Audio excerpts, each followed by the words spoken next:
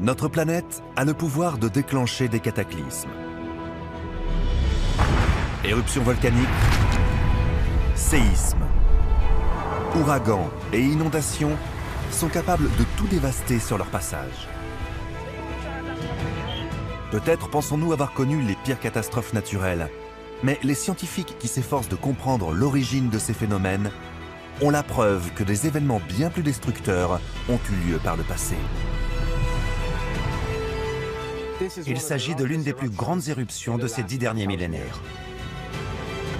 Et tout porte à croire que des cataclysmes aussi meurtriers risquent de se reproduire.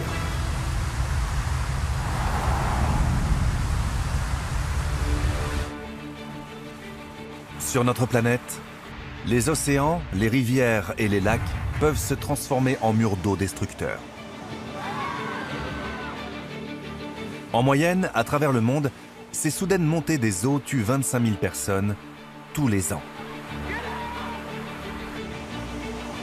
En 2016, suivant l'ouragan Matthew, une onde de tempête s'abat sur la côte sud des États-Unis. Elle emporte routes et maisons et tue 52 personnes. Quelques mois plus tôt, des crues subites dans le Maryland et la Virginie occidentale avaient fait 28 victimes et laissé 40 000 personnes sans électricité. En 2004, un tsunami meurtrier s'abat sur l'Asie du Sud-Est, faisant 200 000 victimes. Les dégâts matériels, eux, s'élèvent à plus de 10 milliards de dollars. Des tempêtes encore plus immenses et encore plus destructrices ont-elles eu lieu dans le passé? C'est ce que suggère une série de découvertes récentes. Des scientifiques ont trouvé ce qui ressemble à des marques laissées par des inondations cataclysmiques. Des torrents d'eau qui ont raviné l'écorce terrestre et donné à la Terre sa forme actuelle.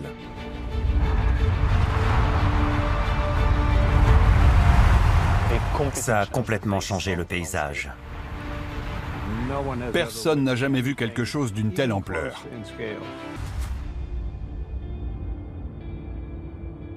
La piste commence ici, dans le nord-ouest de l'Amérique. Les plaines de l'État de Washington s'étendent sur des centaines de kilomètres. Puis soudain, le terrain change. Les étendues plates font place à des gorges à pic, profondes de 300 mètres pour certaines. Des îlots rocheux de la taille d'immeubles de 30 étages se démarquent nettement dans le paysage, alors qu'ailleurs, des dépressions étranges, des cavernes géantes, s'enfoncent à 15 mètres dans le sol. C'est la région des Scablands, des terres abîmées, nommées ainsi par des colons pour qui la zone semblait être recouverte de croûtes ou de plaies.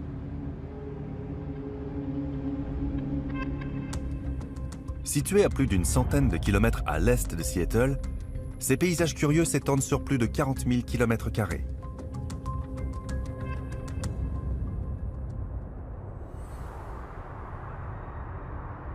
Depuis plus d'un siècle, les géologues essaient de comprendre ce qui a bien pu créer les Scablands.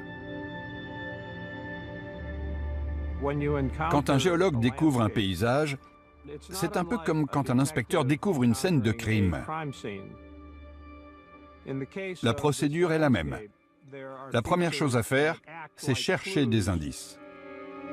Savoir repérer ces indices demande de l'expérience.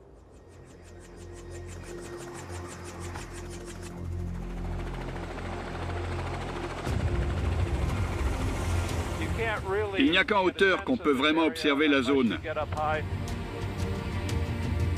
Cette région-là, des Scablands, doit faire entre 45 et 65 km. C'est très très vaste.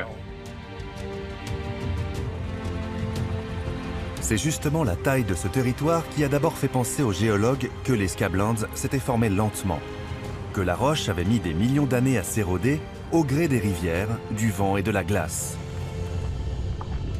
Au cours des différentes périodes de glaciation, alors que les températures chutaient, des calottes glaciaires et des glaciers ont creusé des vallées entières dans la roche, comme celle du parc national de Glacier dans le Montana.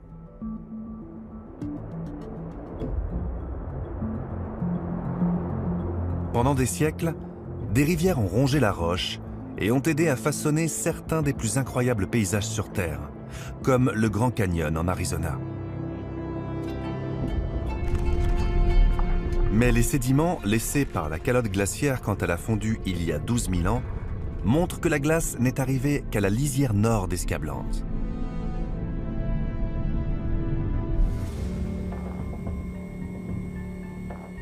Vic Baker pense que les Scablands résultent du passage de violents cours d'eau dans la région. L'indice, ce canyon incurvé. Depuis les airs, on voit que ce canyon a la forme d'un fer à cheval. Les chutes d'eau ont à peu près la même forme. Les chutes du Niagara et plein d'autres grandes cascades ont la même forme de fer à cheval. Et c'est pour cette raison que ce genre de canyon porte le nom de chute sèche. Longue de 5,5 km, cette formation fait 5 fois la taille des chutes du Niagara et est 2 fois plus haute.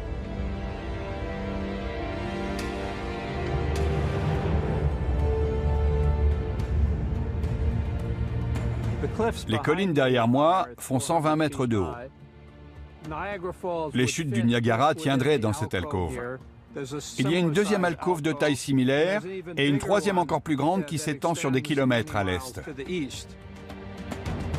Aujourd'hui, ce sont les chutes connues, humides ou pas, les plus vastes sur Terre. Dans une vallée un peu plus loin, Baker découvre un autre indice témoignant du passage d'importantes quantités d'eau dans la région. Des formations ressemblant à des cavernes que l'on trouve au fond des rivières houleuses. Mais ces excavations sont géantes.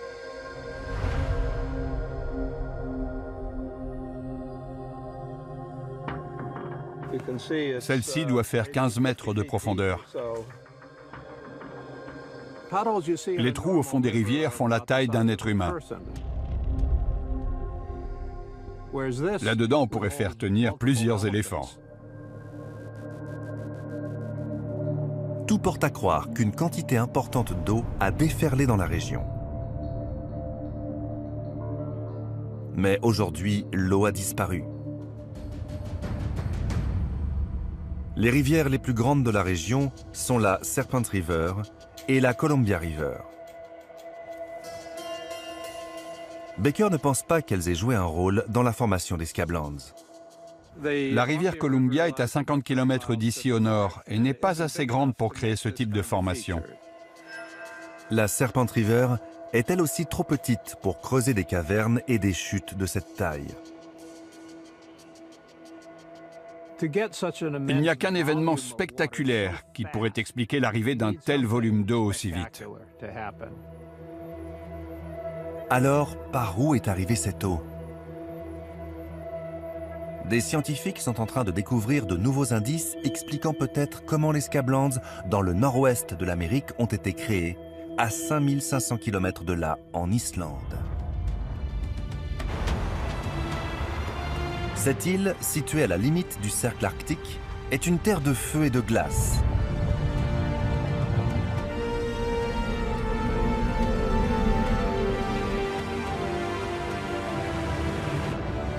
Les paysages du nord-est de l'île ressemblent étrangement à la région des Scablands dans l'État de Washington.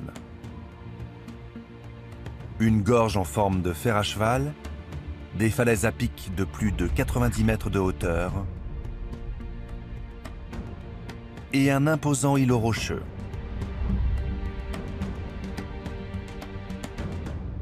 Voici le canyon d'Asbyrgi.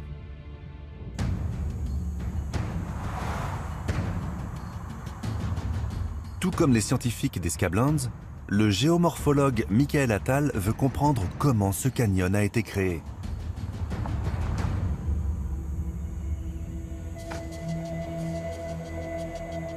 On dirait vraiment une chute d'eau asséchée. Avant, il y avait une cascade ici, mais elle n'est plus là aujourd'hui.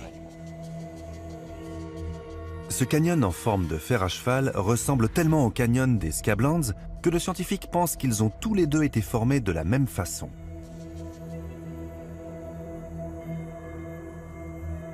Dans la roche, Il trouve des indices sur le temps que ça a pu prendre. Le scientifique se sert d'une technique relativement nouvelle, la datation par isotope cosmogénique. La surface de la Terre est constamment bombardée par des rayons cosmiques provenant de l'espace. Les rochers enfouis sous terre sont protégés de ces rayons. Ces falaises, elles, sont exposées. Les rayons cosmiques percutent les atomes à la surface de la roche. La force de ces collisions expulse les neutrons et les protons hors des atomes et modifie la composition de la roche. De nouveaux éléments se créent, comme entre autres une rare forme d'hélium. Ces atomes d'hélium se multiplient avec le temps à un rythme prévisible. En mesurant leur concentration, il est possible de déterminer un âge d'exposition. C'est à ce moment-là qu'on démarre le chronomètre. Le docteur Attal prélève des échantillons de roches à divers endroits dans le canyon d'Asbirgi. Et il compare leurs dates d'exposition. Les résultats révèlent quelque chose de surprenant.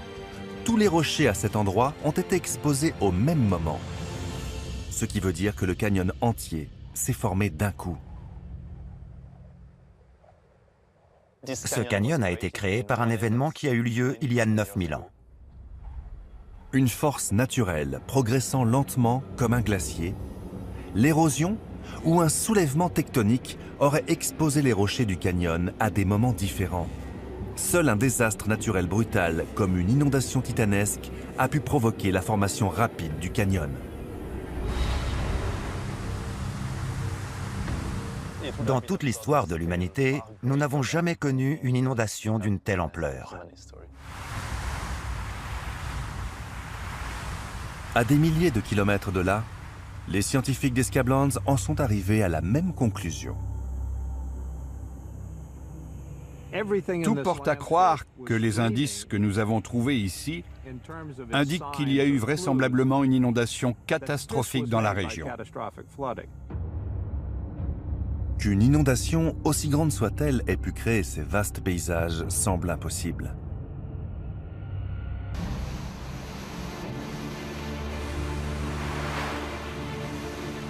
Les dernières inondations, les plus destructrices, comme celle ayant suivi l'ouragan Katrina en 2005 ou le tsunami au Japon en 2011, ont laissé des souvenirs douloureux.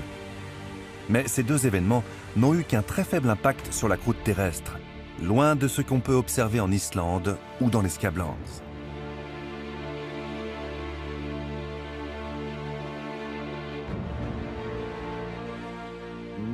Personne n'a jamais vu quelque chose d'une telle ampleur. On parle de véritables déluges qui ont changé la face de la Terre.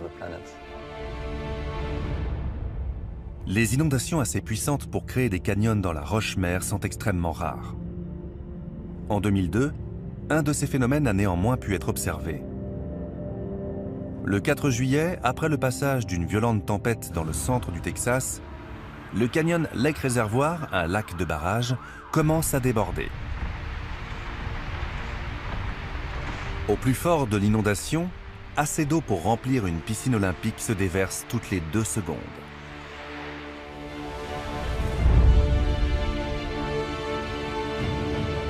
Quand les eaux finissent par se retirer, elles révèlent une toute nouvelle gorge taillée dans la roche sur 7 mètres de profondeur et sur plus de 2 kilomètres. Cet événement est la preuve que certaines inondations peuvent transformer un paysage en l'espace de quelques jours, pourvu que le volume d'eau déversé soit important et rapide.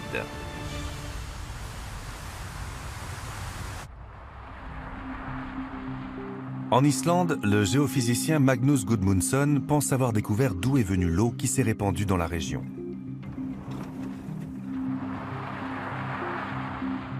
À 160 km au sud d'Asbirgi se trouve la calotte glaciaire du Vatnajökull, le glacier le plus volumineux d'Europe. Le Vatnajökull partage quelques similitudes avec les glaciers de la dernière période glaciaire qui a pris fin il y a 9000 ans. L'eau responsable de la formation du canyon de l'Asbyrgi n'a pu venir que de ce glacier.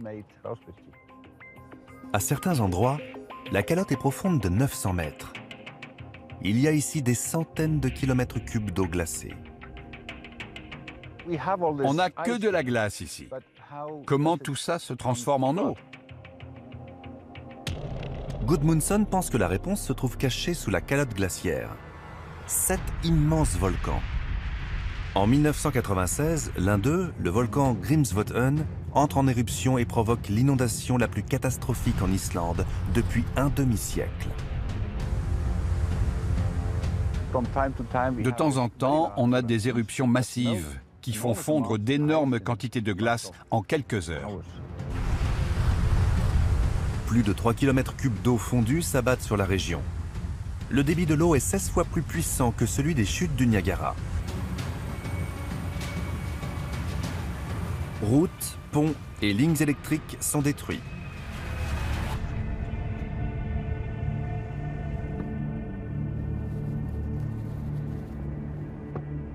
Aujourd'hui, Gudmundsson et son équipe procèdent à des mesures. En calculant l'élévation et le mouvement de la calotte, les scientifiques découvrent qu'il y a toujours un lac d'eau fondue sous la glace. On est sur une plateforme glaciaire qui flotte sur un lac.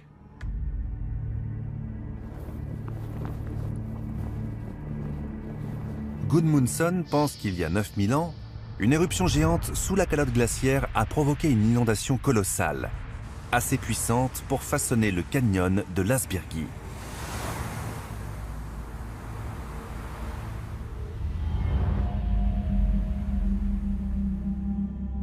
Une série d'événements semblables aurait-il pu provoquer une inondation assez massive pour former les Scablands en Amérique du Nord?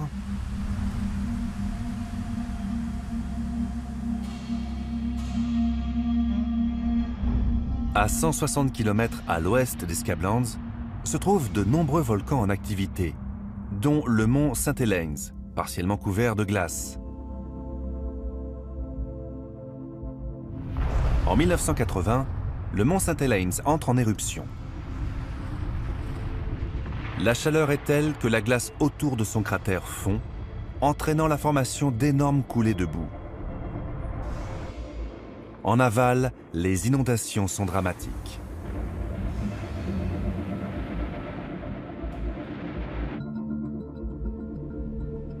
Mais même si toute la glace de ce volcan avait soudainement fondu, ça n'aurait pas été assez pour creuser la roche sur 40 000 km².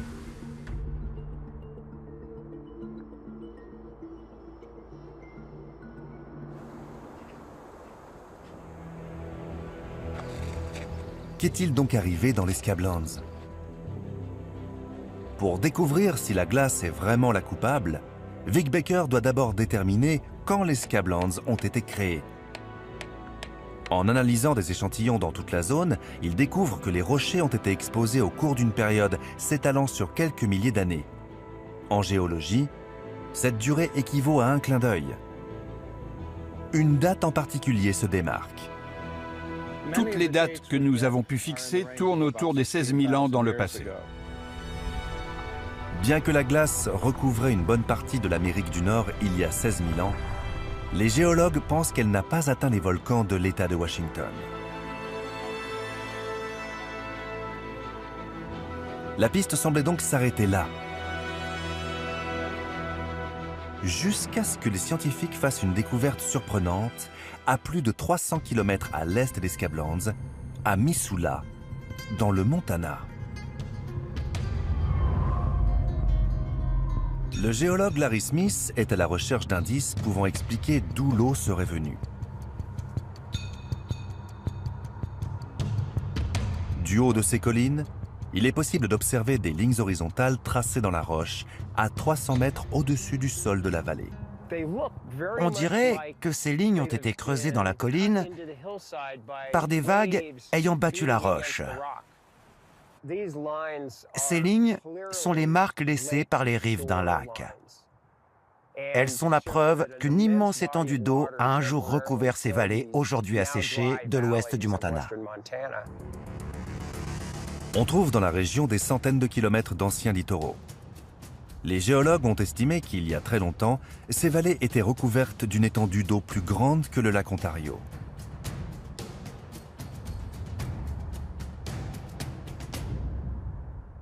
Il faut s'imaginer qu'il y avait un lac ici. Devant nous, il y avait une sorte de plage ou un littoral. Le lac recouvrait toute la vallée. Il y avait des centaines de mètres d'eau, là où aujourd'hui se trouve la ville de Missoula. Les géologues l'appellent le lac glaciaire Missoula. Ça représente une énorme quantité d'eau. Si le lac s'est vidé rapidement, il est possible que toute cette eau ait formé les Scablands. Aujourd'hui, le lac a disparu. La vallée est complètement ouverte. La question c'est où, quand et comment s'est formé le barrage qui a créé ce lac. Smith redescend au niveau d'une des extrémités de la vallée. Il n'y a ici aucun signe de glissement de terrain ou de chute de rochers qui aurait formé un barrage naturel. Mais sur la roche elle-même, Smith remarque des traces révélatrices. On voit qu'il y a des fissures dans la roche. Géologiquement, il n'y a que la glace qui peut à la fois lisser et rayer la roche comme ça. Les glaciers, dans leur mouvement, rayent la roche sous-jacente comme du papier de verre. Ces stries sont donc la preuve que durant la dernière glaciation, un glacier était présent dans la vallée. En cartographiant les rochers striés, les géologues ont découvert que la vallée de la rivière Clark Fork avait un jour été obstruée par un bloc de glace de 37 km de large et 800 mètres de profondeur. Larry Smith pense que c'est ce barrage de glace qui a créé le lac Missoula. La glace a bloqué l'écoulement de la rivière Clark Fork. Comme l'eau n'avait nulle part où aller, elle s'est accumulée à cet endroit et a fini par former un lac dans la vallée. Tous les indices suggèrent qu'il y avait ici un énorme réservoir d'eau retenu par un glacier géant.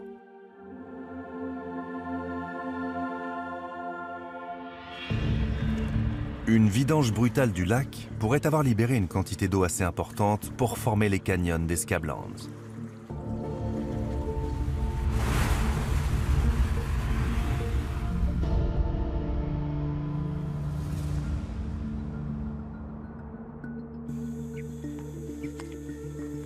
L'idée qu'il ait pu y avoir un lac ici qui se serait vidé brutalement expliquerait une autre caractéristique du paysage. Des ondulations géantes sur le sol de la vallée.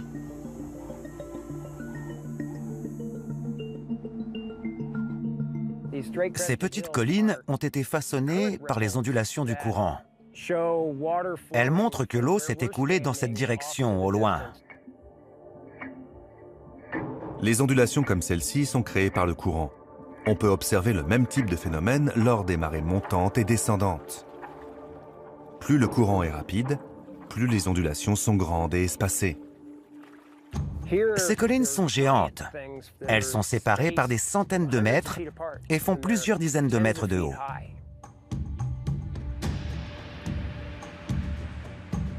Ces collines sont si grandes que les eaux du lac qui les ont créées ont dû se déverser dans la vallée à près de 130 km/h.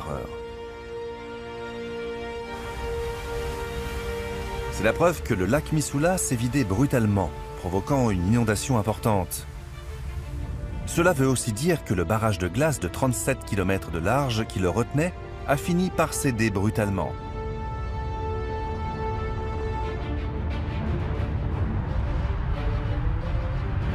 Comment un barrage de glace de cette taille a-t-il pu s'effondrer si soudainement?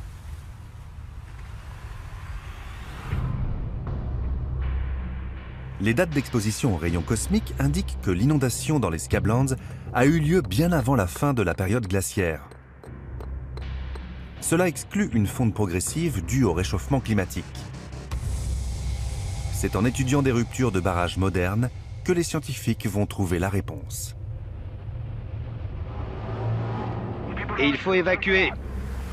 En 1976, dans l'Idaho, Le tout nouveau barrage Teton, d'une hauteur de 90 mètres, cède, libérant près de 300 milliards de litres d'eau. L'inondation emporte maisons et voitures et tue 11 personnes. Après la catastrophe, les enquêteurs découvrent que de l'eau s'était infiltrée sous le barrage, causant une érosion interne. Larry Smith pense que c'est aussi une infiltration sous le barrage de glace qui a entraîné la vidange du lac Missoula.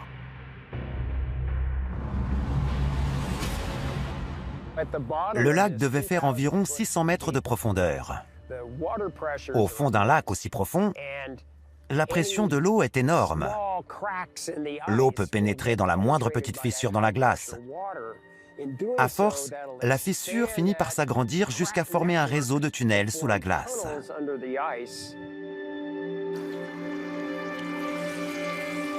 L'eau du lac a commencé à s'écouler à travers ces tunnels de plus en plus vite,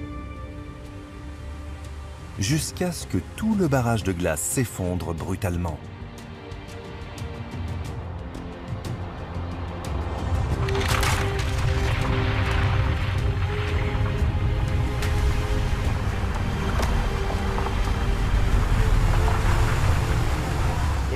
Le barrage a dû céder en quelques minutes ou quelques heures, et l'eau du lac s'est déversée dans la région.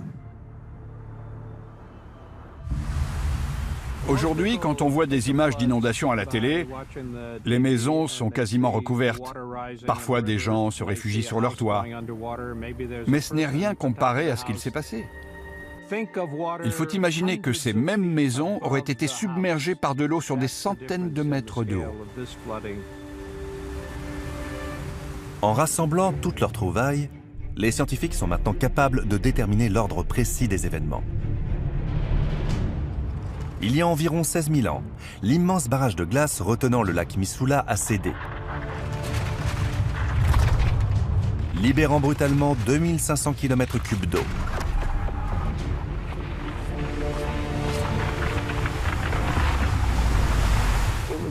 C'est l'équivalent en volume de 10 fois le débit de tous les fleuves du monde. Un torrent déchaîné a alors déferlé sur l'État de Washington. Des milliards de tonnes de roches ont été emportées, transformant le paysage. Il y avait des blocs de glace et de roches. L'eau tourbillonnait. Le bruit devait être assourdissant. En quelques heures, l'eau atteint le Pacifique. 5000 km3 de roches et de terre violemment arrachées aux Scablands se déversent dans l'océan.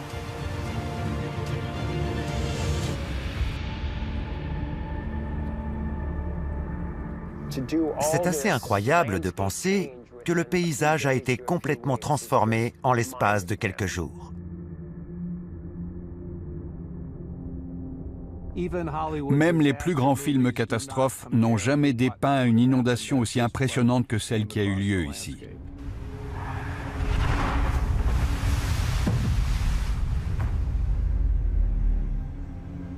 Des dizaines d'années de recherche géologique ont permis de confirmer qu'il y a bien eu de gigantesques inondations soudaines, à la fois dans le nord-ouest de l'Amérique et en Islande.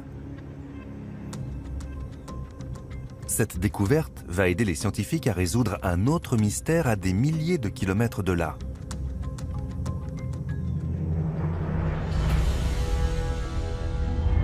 Dans la mer qui sépare la Grande-Bretagne de la France. Aujourd'hui, la Manche relie la mer du Nord à l'est à l'océan Atlantique à l'ouest. C'est l'une des zones maritimes les plus fréquentées au monde.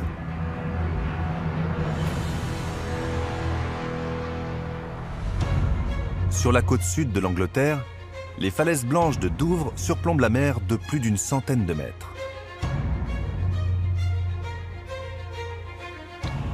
Des géologues comme James Lawrence pensent que ces falaises de craie détiennent un secret extraordinaire. Et ils ne reculeront devant rien pour le découvrir.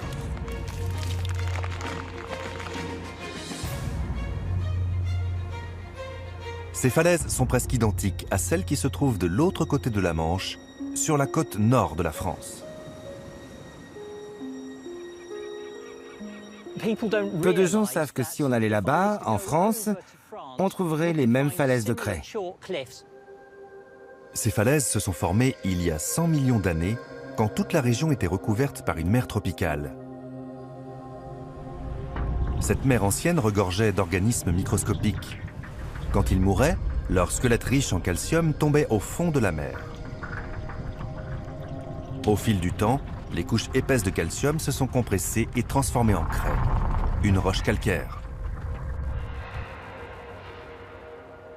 On retrouve exactement le même type de roche, déposée dans le même environnement, de ce côté de la Manche et de l'autre côté en France.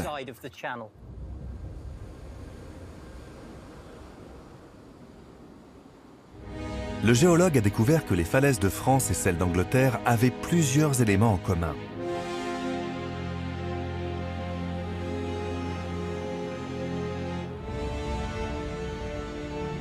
La craie blanche est striée de lignes horizontales constituées d'une roche sombre appelée silex. Ici, j'ai une superbe ligne de silex. Le silex, composé de microcristaux de quartz, se forme en fonction des variations dans la composition chimique de l'eau. Mais ces changements n'arrivent qu'occasionnellement, d'où le motif singulier que dessine le silex dans la craie. Ces lignes sont continues à travers toute la craie. Cette ligne de silex traverse toute la falaise. Il y en a des douzaines comme celle-ci.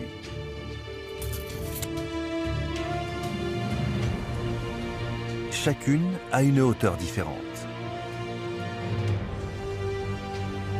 Ces lignes parallèles de silex forment une empreinte géologique unique dans la craie blanche.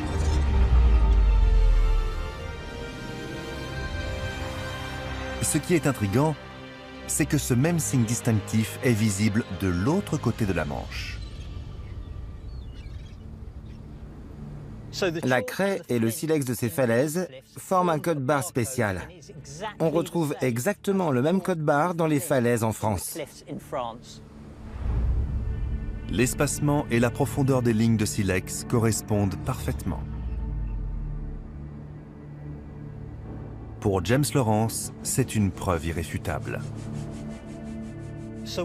Aujourd'hui, on sait qu'il y a très longtemps, l'Angleterre et la France étaient reliées par une arête de craie. Ces couches de silex nous apprennent qu'il y a des centaines de milliers d'années, un anticlinal de craie de plus de 11 km de large s'étendait sur 34 km et rattachait la Grande-Bretagne au continent européen.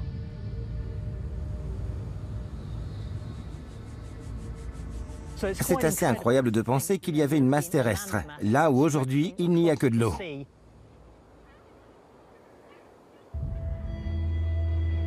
Mais cette découverte a mis en évidence un nouveau mystère. Quelque chose s'est donc passé et l'Angleterre et la France ont été séparées. L'Angleterre et la France étaient autrefois reliées. Mais alors, quelle force les a séparées? Comment la Grande-Bretagne est-elle devenue une île? Est-ce que tu me reçois? En explorant le fond de la Manche, la géologue Jenny Collier a trouvé un indice qui pourrait expliquer ce qui est arrivé à la bande qui reliait l'Angleterre et la France. 4, 5, 6, 10 mètres en un quart de seconde. Il y a un dénivellement abrupt dans la topographie qui correspond au bord d'une masse étrange. En mesurant la profondeur de la Manche avec un sonar, la géologue a découvert avec surprise un canyon escarpé taillé dans la roche-mère.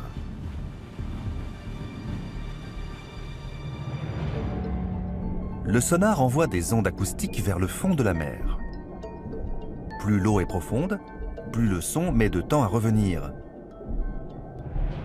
Jenny Collier pense que le fond de la Manche était plat.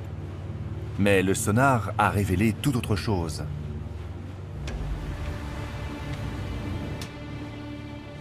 On a découvert qu'il y avait eu un paysage extraordinaire, ici, sous la Manche.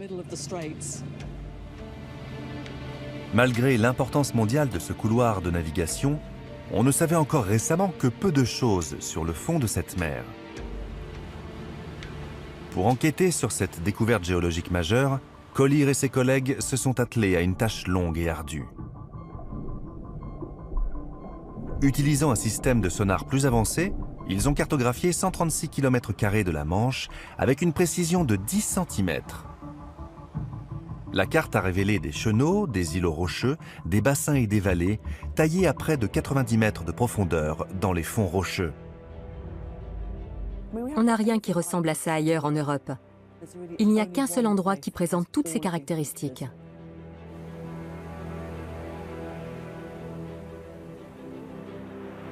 Quand on enlève l'eau, on remarque que le terrain sous la Manche ressemble étrangement aux Scablands dans l'État de Washington.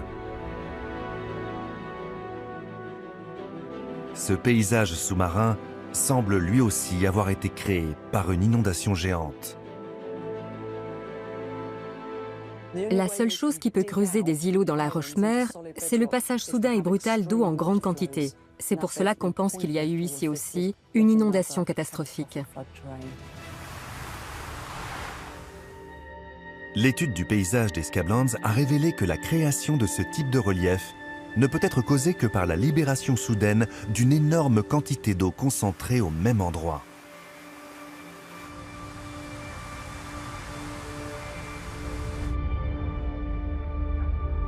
Aujourd'hui, la Manche coule entre deux mers ouvertes. Il semble impossible que de l'eau ait pu s'accumuler quelque part.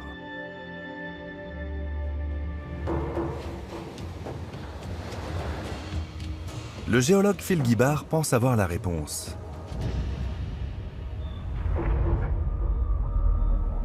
Il a trouvé des preuves à 190 km au nord de la Manche, sur la côte nord du Norfolk, au pied de ces falaises.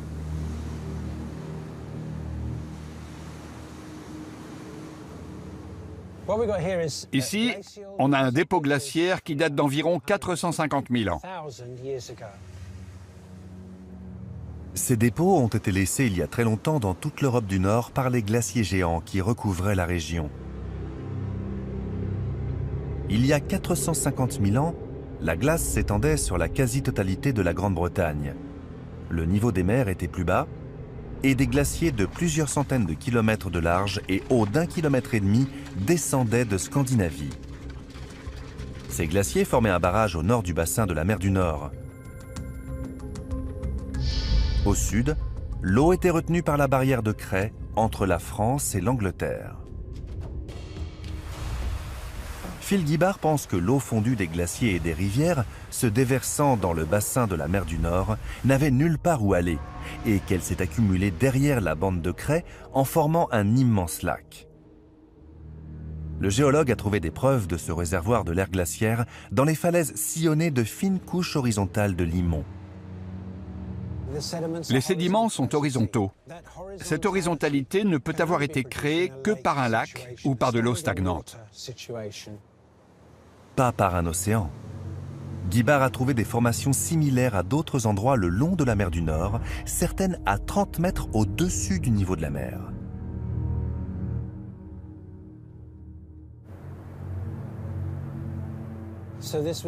Il y avait ici un lac immense, de la même taille que les grands lacs de l'Amérique du Nord. L'eau qui a créé le détroit du Pas-de-Calais n'a pu venir que de ce lac.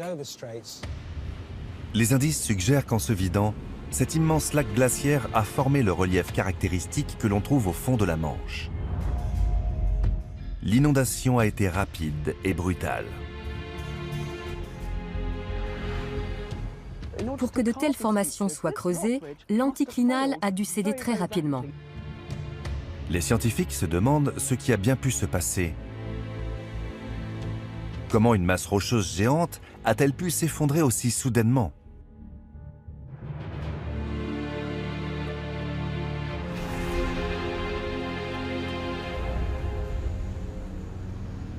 Peut-être est-ce lié à la façon dont la craie réagit à l'eau. Le lac glaciaire était en contact avec l'arête de craie. Petit à petit, la craie s'est gorgée d'eau et la roche est devenue beaucoup plus friable. La craie est une roche perméable. Quand elle est imbibée d'eau, elle perd la moitié de sa force et devient extrêmement cassante.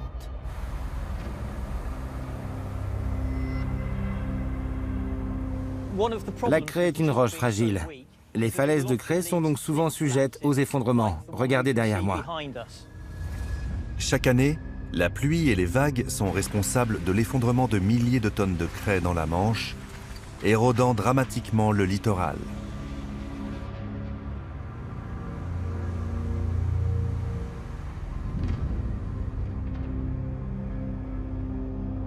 Aujourd'hui, de nombreux géologues pensent qu'il y a 500 000 ans, en pleine ère glaciaire, l'eau du bassin de la mer du Nord a fragilisé l'arête de craie. Le lac devenu trop plein, l'eau a commencé à déborder par-dessus l'anticlinal, provoquant l'érosion rapide de la craie déjà gorgée d'eau.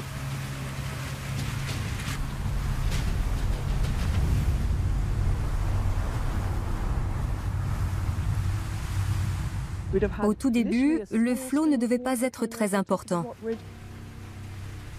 Mais l'arête a cédé petit à petit.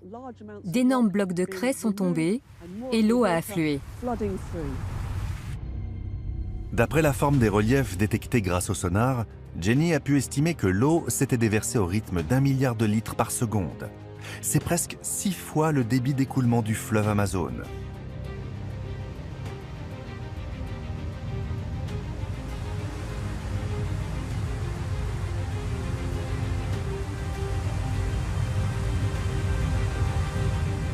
Une vague géante est passée par-dessus l'anticlinal et elle a déferlé de l'autre côté. L'eau a détruit complètement l'arête de craie qui reliait l'Angleterre à la France avant de finir sa course dans l'océan Atlantique.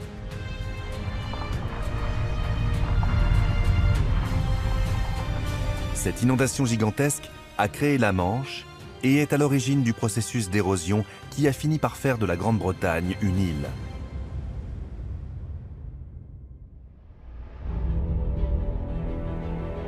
Les indices retrouvés en Islande, dans la Manche et dans les Scablands aux États-Unis montrent que des inondations plus grandes et plus dévastatrices que celles que nous connaissons aujourd'hui ont transformé la surface de la Terre. Ces inondations cataclysmiques ont façonné le paysage en l'espace de quelques jours ou semaines. Mais la question c'est, est-ce qu'une inondation de cette ampleur pourrait avoir lieu à nouveau? Toutes ces inondations ont été provoquées par le même événement, la libération soudaine d'importantes quantités de glace fondue.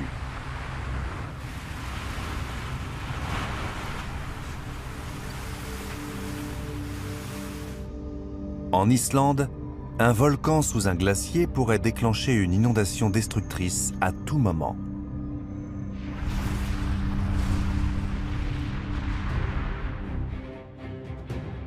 Heureusement, en Islande, très peu de gens vivent en zone inondable. Et le volume d'eau nécessaire pour créer des lacs glaciaires, semblables à ceux qui ont façonné le détroit du Pas-de-Calais et les Scablands, ne peut être atteint qu'en période glaciaire.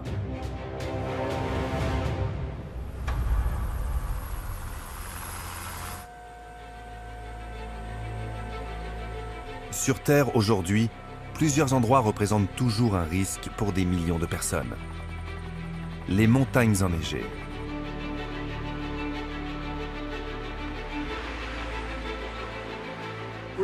Qui dit glacier, dit beaucoup d'eau. Quand on a des glaciers en montagne, les chances que des lacs glaciaires se forment sont élevées. Ces lacs entourés de glace sont instables et pourraient se vider de manière catastrophique.